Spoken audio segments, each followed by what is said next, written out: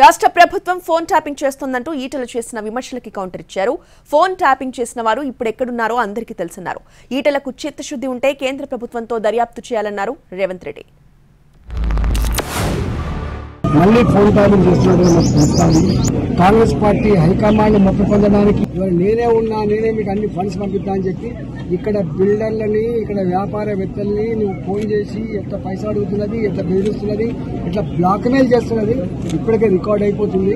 ఇలా నువ్వు అనుకుంటున్నావు, నువ్వు ఇక్కడ ఉండే మొత్తం నేనే వీక్షిస్తున్నా అని చెప్పి అనుకుంటున్నావు.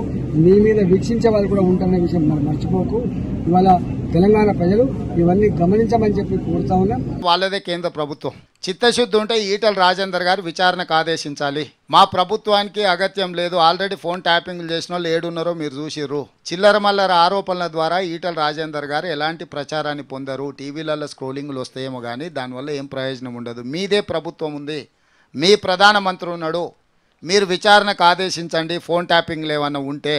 అంటే నిన్న వాళ్ళ దగ్గర మిత్రుడు కరీంనగర్లో 7 కోట్లు పట్టుకున్నారు కదా, అదేమన్నా గత ప్రభుత్వం లేక ఫోన్ ట్యాపింగ్ పట్టుకున్నామని ఏమన్నా వారు అనుకుంటున్నారేమో. అట్లా లేదు.